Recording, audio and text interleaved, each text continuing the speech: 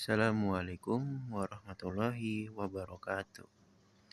Saya Muhammad Rifan Sadikin dari kelas 12/4 ingin membuat video pembelajaran mengenai pembelahan sel.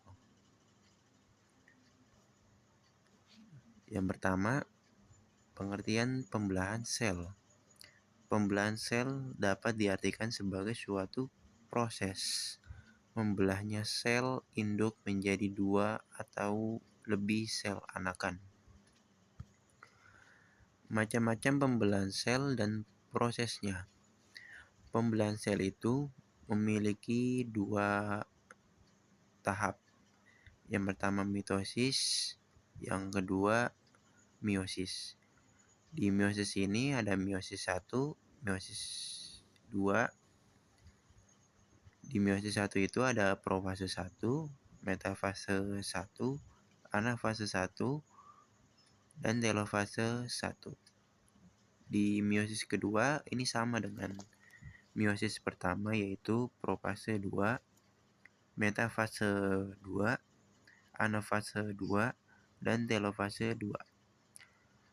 Di mitosis itu terjadi secara spontan dan pada prokariotik, lalu replikasi selama tumbuh. Dan di mitosis pada sel tumbuh, lalu tahapannya itu profase, metafase, anafase, dan telofase, sama dengan meiosis.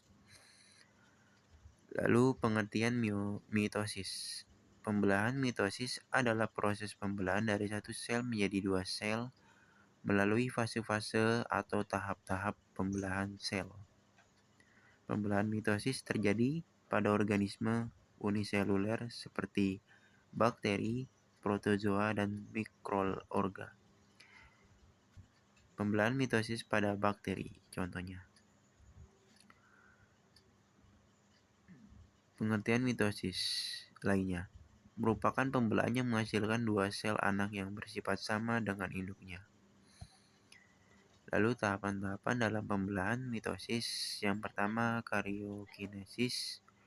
Proses ini menunjukkan perbedaan yang mencolok pada tiap fasenya dan bertujuan untuk pembagian materi inti. Tahapan dalam karyokinesis yaitu interfase. Pada tahap ini sel tidak membelah. Profase yang kedua. Pada fase ini kromosom mulai terjadi pemendekan, menembal, dan masing-masing saling berpasangan yang terdiri dari 2 benang. Lalu ketiga, metafase. Pada fase ini membran inti melembur. Kromosom berkumpul di bidang ekuator yang ada di tengah sel. Keempat, anafase. Pada fase ini kromosom memisahkan diri menjadi 2 bagian yang sama, masing-masing bergerak ke arah kutub sel yang saling berlawanan.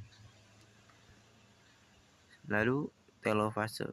Kromosom homolog dan kromosom duplikat saling menuju ke kutub sel masing-masing, dan pada fase ini mulai terlihat membran inti sel dan nukleolus.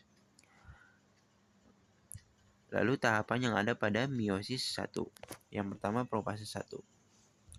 Profase 1 membutuhkan waktu sekitar 90% dari keseluruhan waktu yang dibutuhkan dalam pembelahan meiosis. Tahapan ini terdiri dari leptoten, zigoten, pakiten, diploten, dan diakinesis. Yang pertama, leptoten. Benang-benang kromatin memendek dan menebal serta mudah menyerap zat warna dan membentuk kromosom mengalami kondensasi. Kedua, zigoten. Sentromer membelah menjadi 2 dan bergerak ke arah kutub yang berlawanan. Sementara itu kromosom homolog saling berpasangan atau sinapsis.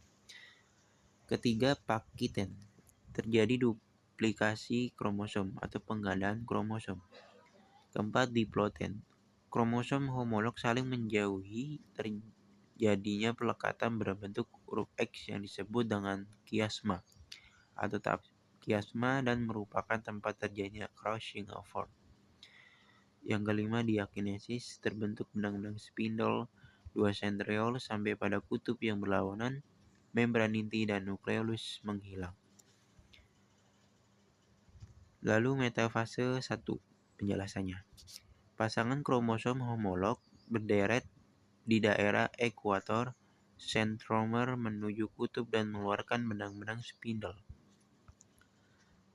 Lalu anafase 1. Kromosom homolog berpisah dan bergerak ke arah kutub yang berlawanan. Benang spindle dan seluruh isi sel memanjang ke arah kutub.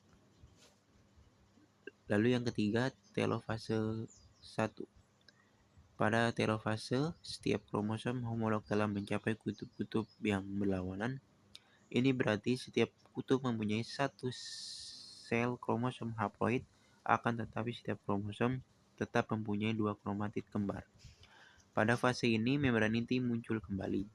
Sitokinesis merupakan proses pembelahan sitoplasma. Tahap sitokinesis terjadi secara simultan dengan telofase. Lalu penjelasan mengenai meiosis yang kedua atau tahap yang kedua. Meiosis yang kedua ini tahap pembelahannya itu hampir sama dengan mitosis.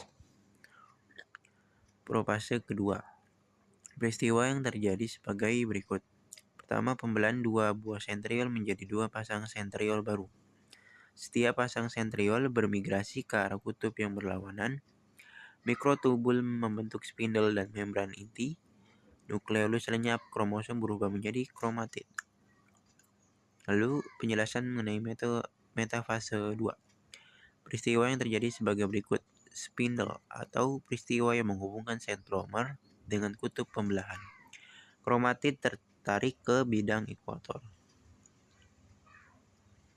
Lalu anafase 2. Peristiwa yang terjadi sebagai berikut.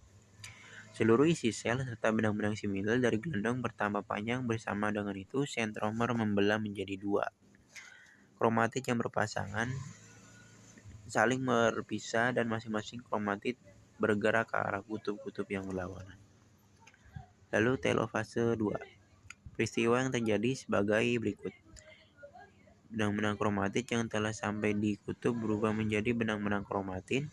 Karioteka dan nukleolus terbentuk kembali. Pada bidang pembelahan terbentuk sekat yang membagi sitoplasma menjadi 2 bagian. Lalu terbentuk 4 sel baru dengan jumlah kromosom 1/2 atau setengah. Kesimpulannya, pembelahan sel adalah proses di mana sel membelah diri untuk memperbanyak jumlah sel. Terdapat 2 jenis utama pembelahan sel, yaitu mitosis dan meiosis. Mitosis menghasilkan 2 sel anak yang identik dengan sel induknya, penting untuk pertumbuhan, perbaikan jaringan, dan regenerasi. Yang kedua, meiosis menghasilkan 4 sel anak dengan setengah jumlah kromosom, berperan dalam pembentukan gamet untuk reproduksi seksual. Proses ini dikendalikan oleh siklus sel dan melibatkan tahapan yang teratur, memastikan bahwa informasi genetik diwariskan dengan tepat. Pembelahan sel adalah fundamental bagi kehidupan, mempengaruhi segala aspek dari perkembangan organisme hingga penggantian sel yang rusak. Sekian penjelasan dari video belajar saya, kurang lebihnya mohon maaf, semoga bermanfaat. Wassalamualaikum warahmatullahi wabarakatuh.